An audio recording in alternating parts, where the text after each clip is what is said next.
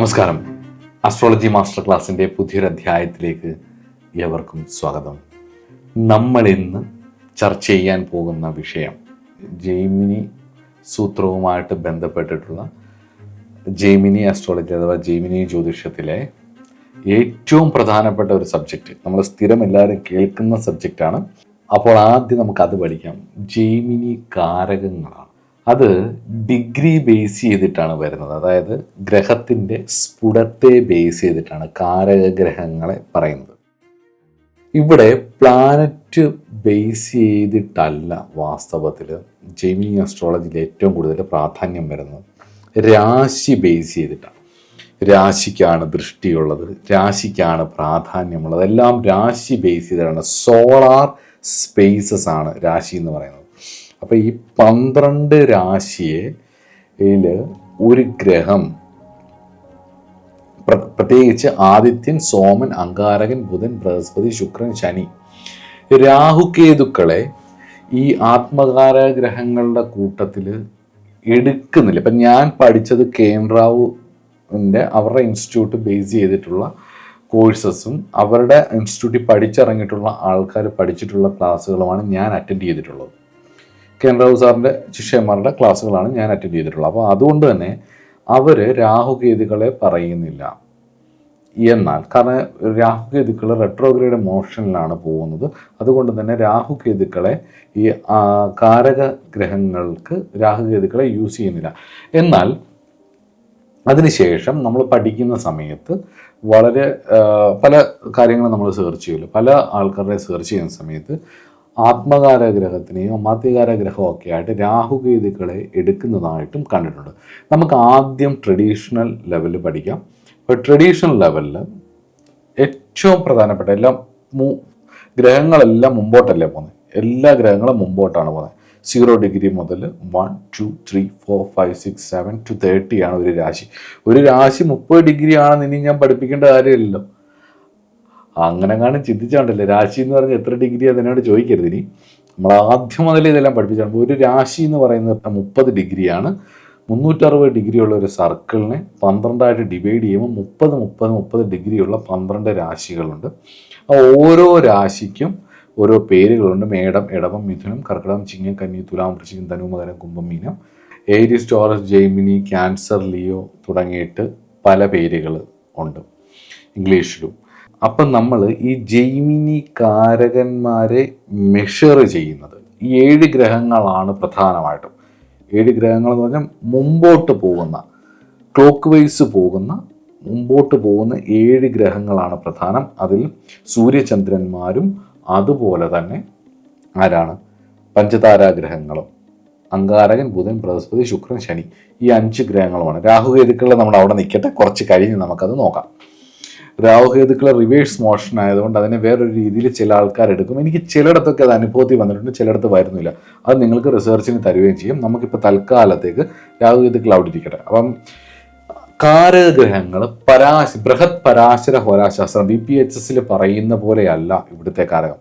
ഇവിടുത്തെ കാരകം എന്ന് പറഞ്ഞാൽ ഒരു രാശിയിൽ ഒരു ഗ്രഹം ഏറ്റവും ഹയസ്റ്റ് ലെവലിൽ, ഉദാഹരണത്തിന് നിങ്ങളുടെ 12 രാശികളിൽ നിൽക്കുന്ന ഈ 7 ഗ്രഹത്തിൽ ഏത് ഗ്രഹമാണോ ഏറ്റവും കൂടുതൽ ആ രാശിയിൽ സഞ്ചരിച്ചത്, ഉദാഹരണത്തിന് ഒരു രാശി 30 ഡിഗ്രിയാണ്, ഒരു ഗ്രഹം ആയിട്ടുള്ള രവി, ഈ 7 ഗ്രഹങ്ങളിൽ പ്രധാനപ്പെട്ട ഗ്രഹമായിട്ടുള്ള രവി ഈ 12 രാശിയിൽ എവിടെയും നിന്നാലും ആ രാശിയുടെ 30 ഡിഗ്രിയിൽ ഏറ്റവും കൂടുതൽ സഞ്ചരിച്ചത്, ഇപ്പോൾ ഒരു ഉദാഹരണത്തിന് 26 ഡിഗ്രി സഞ്ചരിച്ചത് രവിയാണെങ്കിൽ ബാക്കി 6 ഗ്രഹങ്ങളും ഒരു രാശിയിലും 26 ഡിഗ്രി ക്രോസ് ചെയ്തിട്ടില്ലെന്നുണ്ടെങ്കിൽ ഏറ്റവും കൂടുതൽ സഞ്ചരിച്ച ഗ്രഹത്തെയാണ് നമ്പർ 1 ആയിട്ട് പറയുന്നത്. അതിനെ ആത്മകാരക ഗ്രഹം എന്ന് പറയും. ഏത് ഗ്രഹമാണോ ഒരു രാശിയിൽ ഹയസ്റ്റ് ഡിഗ്രിയിൽ വന്നിട്ടുള്ളത്, ആ ഹൊറോസ്കോപ്പ് മൊത്തത്തിലെടുക്കുമ്പോൾ ഏത് ഗ്രഹമാണോ ഒരു രാശിയിൽ ഹയസ്റ്റ് ഡിഗ്രിയിൽ വന്നിട്ടുള്ളത്, ആ ഗ്രഹമാണ് ആത്മകാരക ഗ്രഹം എന്ന് പറയുന്നത്. ആത്മകാരക ഗ്രഹം എന്ന് പറയുമ്പോൾ തന്നെ ആലോചിക്കണം, നമ്മുടെ സോളിൻ്റെ പേർപ്പസ് ആണ് ആത്മകാരക ഗ്രഹം സൂചിപ്പിക്കുന്നത്. നമുക്ക് വിശദമായിട്ട് ആത്മകാരക ഗ്രഹത്തെക്കുറിച്ച് പിന്നീട് പഠിക്കാം. ആത്മകാരക ഗ്രഹം ഏറ്റവും കൂടുതൽ കണക്റ്റ് ആയിട്ട് കിടക്കുന്നത്, അത് ഇവിടെ നിന്നാലും ഏറ്റവും കൂടുതൽ കണക്റ്റ് ആയിട്ട് കിടക്കുന്നത് ലഗ്ന ആയിട്ടും ആത്മകാരകൻ നിൽക്കുന്ന ഭാവവുമായിട്ടുമായിരിക്കും. അതുപോലെ തന്നെ ഏത് ഗ്രഹമാണോ ആത്മകാരകനാവുന്നത് ആ ഗ്രഹത്തിൻ്റെ സ്വഭാവവുമായിട്ട് ബന്ധപ്പെട്ടിട്ടുള്ള ആഗ്രഹങ്ങളായിരിക്കും കൂടുതൽ. 3 പോയിൻ്റാണ്. ഒന്നെന്ന് പറയുന്നത് ആത്മകാരക ഗ്രഹം ലഗ്നവുമായിട്ട് എപ്പോഴും കണക്റ്റഡ് ആയിരിക്കും. ലഗ്നം എന്ന് പറഞ്ഞാൽ വ്യക്തിയുടെ സോൾ എപ്പോഴും ഇൻഡിക്കേറ്റ് ചെയ്യുന്നത് ആത്മകാരകത്തിൻ്റെ സ്വഭാവത്തിനനുസരിച്ചായിരിക്കും തോട്ട്സ് ഇങ്ങനെ വന്നുകൊണ്ടിരിക്കുന്നത്. അതിന് ആ സ്വഭാവം എങ്ങനെ കണ്ടെത്താം? അയാൾ നിൽക്കുന്ന സ്ഥലം ഏതാണ്? ആത്മകാരക ഗ്രഹം 12 ഭാവത്തിൽ ഏത് ഭാവത്തിലാണ് നിൽക്കുന്നതെന്ന് നോക്കണം. ഒന്നുകൂടെ പറയാം, ശ്രദ്ധിച്ചിരിക്കുക. ഇതേ തിയറി തന്നെയാണ് ബാക്കിയുള്ള കാരകന്മാർക്ക് യൂസ് ചെയ്യുന്നത്. ആത്മകാരക ഗ്രഹം എന്ന് പറഞ്ഞാൽ ആത്മാവിനെ, സോളിനെ കാണിക്കുന്നതാണ്, സോളിൻ്റെ പേർപ്പസിനെ കാണിക്കുന്നതാണ് ആണല്ലോ ഒന്ന്. അത് 12 ഭാവങ്ങളിൽ എവിടെയും നിൽക്കാം. എവിടെ നിന്നാൽ ആ പേർപ്പസ് എങ്ങനെയായിരിക്കും മുന്നോട്ട് പോകുന്നത് എന്നുള്ളത്, അയാളുടെ ആഗ്രഹങ്ങൾ എങ്ങനെയായിരിക്കും ജനറേറ്റ് ചെയ്യുന്നതെന്നുള്ളത് ആ ഗ്രഹം ഏതാണോ, ഉദാഹരണത്തിന് രവിയാണെങ്കിൽ രവിയുടെ സ്വഭാവമായിരിക്കും, വ്യാഴമാണെങ്കിൽ വ്യാഴത്തിൻ്റെ സ്വഭാവത്തിനനുസരിച്ചായിരിക്കും ചിന്ത വരുന്നത്. വ്യാഴത്തിൻ്റെ ആയാലും രവിയുടെ ആയാലും അല്ലെങ്കിൽ 7 ഗ്രഹങ്ങളിൽ ഏത് ഗ്രഹമാണോ ആത്മകാരകനാവുന്നത് ആ ആത്മകാരകനാവുന്ന ആ ഗ്രഹത്തിൻ്റെ സ്വഭാവത്തിനനുസരിച്ച് നിൽക്കുന്ന ഭാവത്തിലൂടെ അദ്ദേഹത്തിൻ്റെ സോളിൻ്റെ പർപ്പസിനെ സാക്ഷാത്കരിക്കാൻ വേണ്ടിയിട്ട് സദാ ശ്രമിച്ചുകൊണ്ടേയിരിക്കും. ഒരു കുഴപ്പമുള്ളതെന്ന് വെച്ച് കഴിഞ്ഞാൽ ആത്മകാരക ഗ്രഹം ഏതാണോ വരുന്നത് ആ ഗ്രഹത്തിൻ്റെ ചിന്തകളായിരിക്കും കൂടുതൽ വരുന്നത്. പക്ഷേ അത് പ്രകൃതിയിലേക്ക് ഇറങ്ങുമ്പോൾ ഒരുപാട് ഒബ്സ്റ്റക്കിൾസ് ഫേസ് ചെയ്യുകയും ചെയ്യും. അതിനെ ഓവർകം ചെയ്ത് കഴിഞ്ഞ് ആത്മകാരക ഗ്രഹം വർക്ക് ചെയ്യുകയും ചെയ്യും. നമുക്ക് വിശദമായിട്ട് ആത്മകാരക ഗ്രഹത്തെക്കുറിച്ച് പഠിക്കാം. ഇപ്പം നമ്മൾ 7 കാരകന്മാരെ കുറിച്ചാണ്, പ്രധാന 7 ഗ്രഹങ്ങൾ തരുന്ന 7 കാരക സ്വഭാവങ്ങളെക്കുറിച്ചാണ് നമ്മൾ പഠിക്കുന്നത്. അതിൽ ഒന്നാമത്തതാണ് ഫസ്റ്റ് ഹയസ്റ്റ് ഡിഗ്രിയിൽ ഒരു ബർത്ത് ചാർട്ടിൽ ഒരു രാശിയിൽ ഏറ്റവും 12 രാശിയിൽ ഏറ്റവും ഹയസ്റ്റ് ഡിഗ്രി സഞ്ചരിച്ച ഗ്രഹം ഏതോ അതാണ് ആത്മകാരകൻ. ഇനി അടുത്തത് രണ്ടാമത്തേത് അമാത്യകാരകൻ എന്ന് പറയുന്ന ഗ്രഹമാണ്. അമാത്യകാരകൻ എന്ന് പറഞ്ഞു കഴിഞ്ഞാൽ ഏത് ഗ്രഹമാണോ സെക്കൻഡ് ഹയസ്റ്റ് ഡിഗ്രിയിൽ, ഇപ്പം ഉദാഹരണത്തിന് ഈ 12 രാശിയിൽ ഏത് ഗ്രഹമാണോ ഒരു രാശിയിൽ മാക്സിമം എത്തിയിരിക്കുന്നത് അത് ആത്മകാരകൻ. അതുപോലെ തന്നെ ഏത് ഗ്രഹമാണോ ഈ സെക്കൻഡ് ഹയസ്റ്റ് ഡിഗ്രിയിൽ, ഏത് രാശിയിലായാലും അതിൻ്റെ സെക്കൻഡ്, ഇപ്പം മുമ്പേ നമ്മൾ ഉദാഹരണം പറഞ്ഞ പോലെ ഒരു ഗ്രഹം 26 ഡിഗ്രിയിലാണ് നിൽക്കുന്നതെങ്കിൽ ഹയസ്റ്റിൽ ഒരു രാശിയിൽ നിൽക്കുന്നുണ്ടെങ്കിൽ അതാണ് ആത്മകാരകം. അതിൻ്റെ തൊട്ട് താഴെ 25 ഡിഗ്രിയിലോ 24 ഡിഗ്രിയിലോ ഏത് ഗ്രഹമാണോ നിൽക്കുന്നത് അതിൻ്റെ തൊട്ട് താഴെ 12 രാശിയിൽ ഈ പറഞ്ഞ 7 ഗ്രഹങ്ങളിൽ ഏതാണോ തൊട്ട് താഴെ നിൽക്കുന്നത്, ആത്മകാരകന് തൊട്ട് താഴെ ഡിഗ്രിയിൽ വരുന്നത്, അയാളാണ് അമാത്യകാരക ഗ്രഹം എന്ന് പറയുന്നത്. അമാത്യകാരക ഗ്രഹം ഏത് ഭാവവുമായിട്ടാണ് ബന്ധപ്പെട്ട് കിടക്കുന്നതെന്ന് ചോദിച്ചു കഴിഞ്ഞാൽ 2ാം ഭാവവും 10ാം ഭാവവുമാണ്. ഫിനാൻഷ്യൽ വെൽത്ത് 2ാം ഭാവം, ഭർത്തവ്യാകുലം വിത്തമാണ്. അപ്പം ഫിനാൻഷ്യൽ വെൽത്ത്, നോളജ്. 10ാം ഭാവം എന്ന് പറയുമ്പോൾ ലീഡർഷിപ്പ് ക്വാളിറ്റി, ഫേമസ് ആവുന്നത്, സോഷ്യൽ സ്റ്റാറ്റസ്, നമ്മുടെ കരിയർ, ഡിഗ്നിറ്റി, ഇതെല്ലാം വരുന്നത് അമാത്യകാരകനെ ബേസ് ചെയ്തിട്ടാണ്. ഇതിന് ഓരോന്നേ നമുക്ക് എടുത്ത് പഠിക്കാം. ഇപ്പോൾ ഒരു ഉദാഹരണമായിട്ട് പറയുന്നതേ ഉള്ളൂ. ഇനി നമുക്ക് 3ാമത്തെ കാരകനാണെന്ന് നോക്കാം. അപ്പോൾ ആത്മകാരകൻ കഴിഞ്ഞു, അമാത്യകാരകൻ കഴിഞ്ഞു. നമ്പർ 3 തേർഡ് ഹയസ്റ്റ് ഡിഗ്രി വരുന്ന പ്ലാനറ്റ് ഏതോ അതാണ് ഭ്രാതൃകാരകൻ എന്ന് പറയുന്നത്. ആത്മകാരകൻ കഴിഞ്ഞ് അമാത്യകാരകൻ കഴിഞ്ഞ് ഭ്രാതൃകാരകനാകുമ്പോൾ എന്ന് പറഞ്ഞാൽ തേർഡ് ഹയസ്റ്റ് ഡിഗ്രിയാണ്. ഏറ്റവും കൂടുതൽ ഒരു രാശിയിൽ സഞ്ചരിച്ച ഗ്രഹം ഏതാ? അത് ആത്മകാരകൻ. അതിൻ്റെ തൊട്ട് പുറകിൽ സഞ്ചരിച്ച ഗ്രഹം ഏതാ? അമാത്യകാരകൻ. അതിൻ്റെ തൊട്ട് പുറകിൽ സഞ്ചരിച്ച ഗ്രഹം അതാണ് ഭ്രാതൃകാരകൻ. 3rd and 9th ഹൗസാണ്. അച്ഛനും സഹോദരങ്ങളുമായിട്ടാണ് ആ ഗ്രഹം കണക്റ്റഡ് ആയിട്ടുള്ളത്. ഗുരു, professional, father figure, siblings, cousins, neighbours, communication, office mates, teammates, ഇതെല്ലാം ഭ്രാതൃകാരകനുമായിട്ടാണ് കണക്റ്റഡ് ആയിട്ടുള്ളത്. 3, 9 പറയുന്ന കാര്യങ്ങളെല്ലാം ഇതുമായിട്ട് കണക്റ്റഡ് ആണ്. 3rd ഹയസ്റ്റ് ഡിഗ്രിയാണ്. മനസ്സിലായോ? ഇനി അടുത്തത് 4ാമത്തേത് 4th ഹയസ്റ്റ് ഡിഗ്രി വരുന്ന പ്ലാനറ്റാണ് മാതൃകാരകൻ എന്ന് പറയുന്നത്.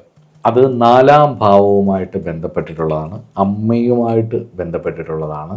സ്കൂളിങ്, നമ്മുടെ ലാൻഡഡ് പ്രോപ്പർട്ടീസ്, നമ്മുടെ വാഹനങ്ങൾ, നമ്മുടെ സുഖഭാവമാണ്. ഹൗസ് ഹോൾഡാണ്, പരദേവതയായിട്ട് ബന്ധപ്പെട്ട് കിടക്കുന്നതാണ്. റിച്വൽസുമായിട്ട് ബന്ധപ്പെട്ട് കിടക്കുന്ന, മദറുമായിട്ട് ബന്ധപ്പെട്ട് കിടക്കുന്നതാണ്. അമ്മ, മാതൃത്വം, സുഖം, കംഫോർട്ട്, ഇതെല്ലാം ഹോം അല്ലേ കംഫോർട്ട്. അപ്പോൾ ഇതെല്ലാമായിട്ട് ഈ മാതൃകാരകൻ അല്ലെങ്കിൽ മാതൃകാരകൻ എന്ന് പറയുന്ന 4-ാമത്തെ ഹയസ്റ്റ് ഡിഗ്രി പ്ലാനറ്റ് കണക്റ്റഡ് ആണ്. ചിന്തിക്കുമ്പം അതെടുത്ത് ചിന്തിക്കണം. അടുത്ത 5-ാമത്തെ ഹയസ്റ്റ് ഡിഗ്രി പ്ലാനറ്റ് ആണ് പുത്രകാരക ഗ്രഹം. പുത്രകാരക ഗ്രഹം എന്ന് പറഞ്ഞു കഴിഞ്ഞാൽ 5ഉം 11ഉമായിട്ട് ബന്ധപ്പെട്ട് കിടക്കും. 5th ഹൗസും 11th ഹൗസുമായിട്ടാണ് കണക്റ്റഡ് ആയിട്ടുള്ളത്. അതിൻ്റെ 5-ാം ഭാവവും 11-ാം ഭാവവുമായിട്ട് കണക്റ്റഡ് ആയിട്ടുള്ള കാര്യങ്ങളെയാണ് ഇത് കൂടുതലായിട്ട് കാണിക്കുന്നത്. അപ്പം അത് 5ൻ്റെയും 11ൻ്റെയും ഏജൻ്റ് ആണെന്ന് വേണമെങ്കിൽ പറയാം.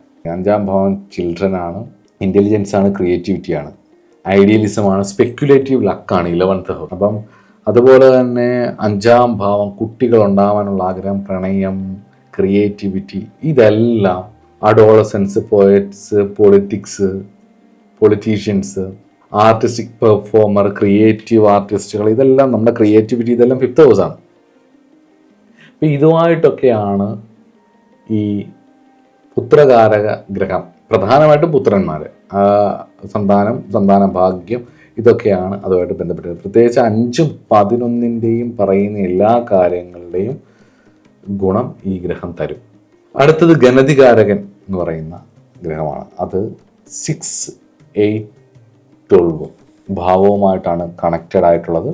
6th ഹയസ്റ്റ് ഡിഗ്രി പ്ലാനറ്റ് ആണ്. നമ്മുടെ 7 ഗ്രഹങ്ങളിൽ ഒരു രാശി, 12 രാശികളിൽ ഓരോ രാശിയിൽ 6-ാമത് ഏറ്റവും കൂടുതൽ സഞ്ചരിച്ചത് ആത്മകാരകനാണ്. ഏറ്റവും കുറച്ച് സഞ്ചരിക്കുന്നതിൻ്റെ തൊട്ടടുത്ത് 6-ാമത്തെ planet, 6th highest degree planet എന്ന് പറയുന്നത് ഇതാണ്, ഗണതികാരകനാണ്. അത് 6, 8, 12ൻ്റെ ഇൻഡിക്കേറ്റേഴ്സാണ്. ഡിസീസസ്, ഹീലിങ്, ഭാഗ്യം. 6, 8, 12 എന്ന് പറയുന്ന മോശഭാവങ്ങളല്ലേ, ഈ ഭാവങ്ങളിലെ ദുരിതങ്ങളെക്കുറിച്ചാണ്. അതിൻ്റെ ഒരുപാട് വശങ്ങളുണ്ട്. നമുക്കതിനെക്കുറിച്ച് വിശദമായിട്ട് പഠിക്കുമ്പോൾ ഞാൻ പറയാം. അപ്പം 6th ഹയസ്റ്റ് ഡിഗ്രി വരുന്ന പ്ലാനറ്റാണ്.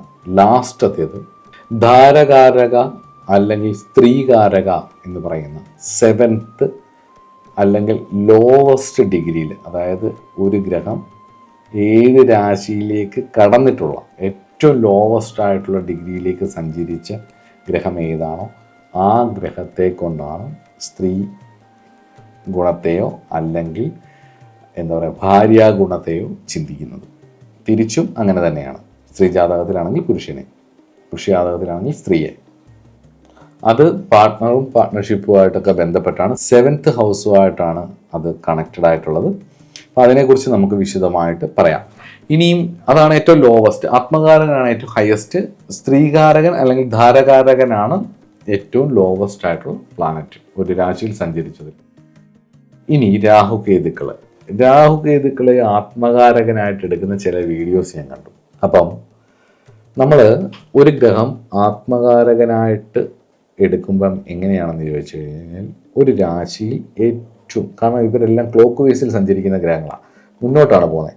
അപ്പം ഈ പഞ്ചതാരാഗ്രഹങ്ങളും സൂര്യനും ചന്ദ്രനും ഒരു രാശിയിൽ തുടങ്ങി, ഇപ്പം മേടത്തിലാണെങ്കിൽ അവിടുന്ന് ഏറ്റവും മാക്സിമം ദൂരം, ഈ 12 രാശിയിൽ ഏത് രാശിയിൽ നിന്നാലും ഏറ്റവും മാക്സിമം ദൂരം മുന്നോട്ട് വരുന്നതിനെയാണ് ആത്മകാരകൻ എന്ന് പറയുന്നത്.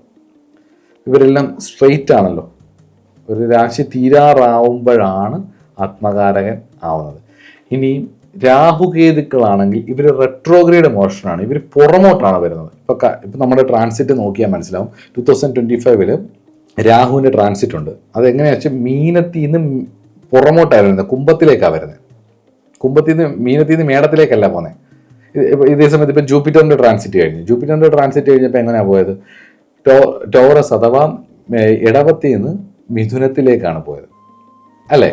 അപ്പോൾ അത് മുമ്പോട്ടാണ് പോകുന്നത്. ബാക്കി എല്ലാ ഗ്രഹങ്ങളും മുമ്പോട്ടാണ് പോകുന്നത്. ഇദ്ദേഹം രാഹു കേതു എന്ന് പറയുന്നത് പുറമോട്ടാണ് വരുന്നത്. അപ്പം അവരാത്മകാര ഗ്രഹ എന്ന് പറയുമ്പോൾ എന്ന് വെച്ച് കഴിഞ്ഞ് കഴിഞ്ഞാൽ അതിൻ്റെ ലോവസ്റ്റ് ഡിഗ്രിയാണ് നോക്കേണ്ടത്. ചില ആൾക്കാർ മാത്രമേ അത് എടുക്കുന്നുള്ളൂ. ഇപ്പോൾ പുതിയ ആചാര്യന്മാരാണ് കൂടുതലും അത് എടുക്കുന്നത്. അപ്പം രാഹുകേതുക്കൾ ലോവസ്റ്റ് ഡിഗ്രിയിൽ വരുമ്പോഴാണ് ആത്മകാരം. ഇപ്പോൾ ബാക്കി എല്ലാ ഗ്രഹങ്ങളും, ഉദാഹരണത്തിന് രവി എന്ന് പറയുന്ന ഗ്രഹം ആത്മകാരകനാണ് ഒരാളുടെ ജാതകത്തിൽ എന്നെങ്കിൽ അത് നിൽക്കുന്നത് 27ാമത്തെ ഡിഗ്രിയിലാണ്. ഒരു മേടൻ രാശിയിൽ 27ാമത്തെ ഡിഗ്രിയിലാണ് രവി നിൽക്കുന്നത് എങ്കിൽ നമ്മൾ പറയും ഈ 7 ഗ്രഹങ്ങളിൽ ഏറ്റവും കൂടുതൽ ദൂരം സഞ്ചരിച്ചത് അദ്ദേഹമാണ്. അതുകൊണ്ട് അദ്ദേഹമാണ് ആത്മകാരഗ്രഹം. രവിയുടെ കാരകത്തിലുള്ള വിഷയങ്ങളായിരിക്കും ഇയാൾക്ക് വരുന്നത്. അതേസമയത്ത് രാഹു എന്ന് പറയുന്ന അല്ലെങ്കിൽ കേതു എന്ന് പറയുന്ന ഗ്രഹം ഒരു രാശിയിൽ 2 ഡിഗ്രിയിലാണ് നിൽക്കുന്നതെങ്കിൽ അത് റിവേഴ്സ് മോഷൻ ആയതുകൊണ്ട് തിരിച്ച് 30-ൽ നിന്നും 29, 28 എന്നിങ്ങനെ തുടങ്ങി 2ലേക്ക് വരുമ്പോഴത്തേക്ക് അവർ ഓൾറെഡി 28 ഡിഗ്രി കംപ്ലീറ്റ് ചെയ്തു. ഇപ്പോൾ രവി മുമ്പ് എത്ര ആന്ന് പറഞ്ഞേ?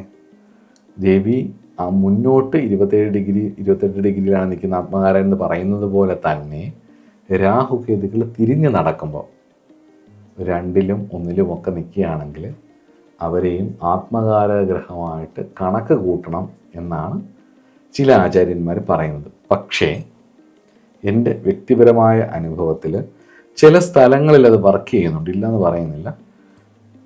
അത് കാരണം എല്ലാം അങ്ങോട്ടും ഇങ്ങോട്ടും കണക്റ്റഡ് ആയിട്ട് കിടക്കുന്നതുകൊണ്ട് തന്നെ അത്രയും ഡീപ്പായിട്ട് അതിനെ അന്വേഷിക്കേണ്ട ഒരു വിഷയമാണ്. എന്നാൽ അനുഭവം കൊണ്ടും ഏറ്റവും എളുപ്പം നമുക്ക് കിട്ടുന്നത് ഈ പറഞ്ഞ 7 ഗ്രഹങ്ങളെ മാത്രം പരിഗണിക്കുക എന്നുള്ളതാണ്. ആത്മകാരനും അമാത്യകാരനെയൊക്കെ കുറിച്ച് പഠിക്കുമ്പം ദശ ഉപയോഗിക്കുമ്പോൾ വിംശോത്തരി നക്ഷത്ര ദശ എടുത്ത് ഉപയോഗിക്കരുത്. കാരണം ഇവിടെ ജൈമിനി ആസ്ട്രോളജിയിൽ നക്ഷത്രങ്ങൾക്കൊന്നും വലിയ പ്രാധാന്യമില്ല. അതുപോലെ തന്നെ ഗ്രഹങ്ങളുടെ ദൃഷ്ടിക്കും പ്രാധാന്യമില്ല. മനസ്സിലാവുന്നുണ്ട്? ഇവിടെ രാശിക്കും ഭാവത്തിനുമാണ് ഏറ്റവും കൂടുതൽ പ്രാധാന്യം, ഡിഗ്രിക്കും സ്ഫുടത്തിനും. അപ്പം അങ്ങനെയാണ് ജൈമിനി ആസ്ട്രോളജി മുന്നോട്ട് കൊണ്ടുപോകുന്നത്. ജൈമിനി ആസ്ട്രോളജിയിൽ ഞാൻ ഏറ്റവും കൂടുതൽ ഉപയോഗിച്ചിട്ടുള്ളൊരു സാധനം ഞാൻ പറഞ്ഞുതരാം. അത് ഈ ആത്മകാര ഗ്രഹത്തിൻ്റെ സ്വഭാവമാണ്. അത് ഞാൻ അടുത്ത ക്ലാസ്സിൽ പഠിപ്പിക്കാം. അത് വളരെ നന്നായിട്ട് മനസ്സിലാക്കിയിരുന്നു കഴിഞ്ഞാൽ ഒരാളുടെ സോളിൻ്റെ പർപ്പസ് എന്താണെന്നുള്ളത് നമുക്ക് പെട്ടെന്ന് കണ്ടുപിടിക്കാൻ പറ്റും. അത് പഠിക്കണം. കാരണം എന്താ വെച്ച് കഴിഞ്ഞാൽ നമ്മളുടെ ജീവിതത്തിലെ ചില പ്രധാന ഏരിയകൾ വരുന്ന സമയത്ത്, അല്ലെങ്കിൽ നമ്മളെടുത്തേക്ക് ഒരാൾ ഇടപെടുന്ന സമയത്ത് അയാൾ എന്തുകൊണ്ട് ഇങ്ങനെ പെരുമാറുന്നു, എന്തുകൊണ്ടാണ് അയാൾ ഇങ്ങനെ ചിന്തിക്കുന്നത് എന്നൊക്കെ മനസ്സിലാക്കാൻ വേണ്ടിയിട്ട് ബേസിക് ആയിട്ടുള്ള കുറച്ച് കാര്യങ്ങൾ നമ്മൾ അറിഞ്ഞിരിക്കണം. അപ്പോൾ ഒരു അസ്ട്രോളജി ഒരു ചാർട്ട് എടുത്ത് നോക്കുമ്പോൾ അയാളുടെ സ്ഫുടം, ആ ചാർട്ടിൽ അയാളുടെ സ്ഫുടം, ഒരു ഗ്രഹത്തിൻ്റെ 7 ഗ്രഹങ്ങളുടെ അല്ലെങ്കിൽ എല്ലാ ഗ്രഹങ്ങളുടെ സ്ഫുടം എടുക്കുമ്പോൾ ഏറ്റവും മുന്നോട്ട് പോയിട്ടിരിക്കുന്ന ഗ്രഹം ഏതാണോ ആ ഗ്രഹത്തിൻ്റെ സ്വഭാവവും ആ ഗ്രഹം നിൽക്കുന്ന ഭാവത്തിനുമനുസരിച്ച് ഇയാളുടെ ചിന്തകൾ വരും. ഇയാൾക്ക് ധാരാളം ചിന്തകൾ ആ നിൽക്കുന്ന ഭാവമായിട്ട് വരും.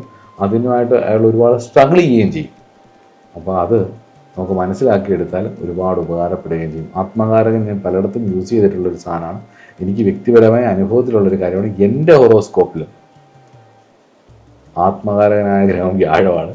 അതുകൊണ്ട് തന്നെ അതിൻ്റെതായ ഗുണങ്ങൾ ഉണ്ടായിട്ടുണ്ട്. അതിൻ്റെ ചിന്തകൾ ഏത് സാഹചര്യത്തിൽ പോയാലും വ്യാഴവുമായിട്ട് റിലേറ്റഡ് ആയിട്ടുള്ള സബ്ജക്റ്റുകളാണ് എനിക്ക് കൂടുതലും വഴങ്ങുന്നതും പഠിക്കാൻ പറ്റുന്നതും ഇഷ്ടപ്പെടുന്നതും ഒക്കെ. അതുകൊണ്ട് തന്നെ ആ വിഷയം ഞാൻ വ്യാഴത്തിൻ്റെ കാരകത്വത്തിൽ തന്നെ അത് അവതരിപ്പിക്കാൻ ശ്രമിക്കുമ്പോൾ ഉണ്ടാകുന്ന എല്ലാ സ്ട്രഗിളിങ്ങും ഞാൻ ഫേസ് ചെയ്യുന്നുണ്ട്. അപ്പോൾ ഓരോ ഗ്രഹങ്ങളും, ഇപ്പം ആത്മകാരകൻ രവിയാണെന്നുണ്ടെങ്കിൽ അത് 10ാം ഭാവമായിട്ടോ അല്ലെങ്കിൽ കർമ്മവുമായിട്ടൊക്കെ ബന്ധപ്പെട്ടാണ് നിൽക്കുന്നതെങ്കിൽ അയാൾക്ക് പൊളിറ്റീഷ്യൻ ആവാനും ലീഡർഷിപ്പ് ലെവലിലേക്ക് എത്താൻ വേണ്ടിയിട്ട് കാണുവാനും ശ്രമിക്കും. അങ്ങനെ വലിയ പൊളിറ്റീഷ്യൻസായ പലരുടെയും ജാതകത്തിൽ രവി ആത്മകാരകനായിട്ട് ഞാൻ കണ്ടിട്ടുമുണ്ട്. അപ്പോൾ അതൊക്കെ പഠനത്തിന് വിട്ടുതരുന്നു. പഠിക്കുക, മനസ്സിലാക്കുക. അസ്ട്രോളജി എപ്പോഴും നമ്മുടെ ജീവിതത്തിൽ ഒരു മുതൽക്കൂട്ടാണ്. അപ്പോൾ അസ്ട്രോളജി നന്നായിട്ട് പഠിക്കുക. പഠിച്ചാൽ ജീവിതത്തിൻ്റെ പ്രതിസന്ധികൾ വരുന്ന സമയത്ത്, മറ്റുള്ളവരെ കാണുന്ന സമയത്ത്, മറ്റുള്ളവരുമായിട്ട് ഇടപെടുന്ന സമയത്ത് ചില ആൾക്കാർ, ഇപ്പം നമ്മളുടെ പ്രതിസന്ധി മാത്രമല്ല, നമ്മളെടുത്ത് വന്ന് ഒരു കാര്യം പറയുമ്പോൾ ഇന്ന് കേൾക്കാൻ ആളില്ലാത്തത്, ഇന്നൊരു പ്രശ്നം വരുമ്പോൾ കേൾക്കാൻ ആളില്ല. അപ്പോൾ ഒരാൾ വന്ന് നമ്മളെടുത്തൊരു കാര്യം പറയുമ്പോൾ, ഇവൻ നമ്മുടെ സുഹൃത്തുക്കളോ ആരെങ്കിലും കാര്യം പറയുമ്പോൾ എന്താണ് ഇതിന് കാരണം എന്നുള്ളത് അവരുടെ ചാർട്ട് എടുത്ത് നോക്കുമ്പോൾ നമുക്ക് പറയാൻ പറ്റും. അതിനൊരു സൊല്യൂഷനും അവർക്ക് പറഞ്ഞു കൊടുക്കാൻ പറ്റും. അവർക്കൊരു മാർഗരേഖ കാണിച്ചു കൊടുക്കാൻ നമുക്ക് കഴിയുകയും ചെയ്യും. ചിലപ്പോൾ അതായിരിക്കും അവരുടെ ജീവിതത്തിൻ്റെ ടേണിംഗ് പോയിൻ്റായിട്ട് മാറുന്നത്. അപ്പോൾ അങ്ങനെയുള്ളൊരു സ്കില്ലാണ് അസ്ട്രോളജി. അതുകൊണ്ട് ഇങ്ങനെയുള്ള പഠിപ്പിക്കുന്ന ഓരോ വീഡിയോയിലും പറയുന്ന കാര്യങ്ങൾ നിങ്ങൾ പഠിക്കാൻ ശ്രമിക്കുകയും ചെയ്യുക. അടുത്ത ക്ലാസ്സിൽ കാണാം. നമസ്കാരം.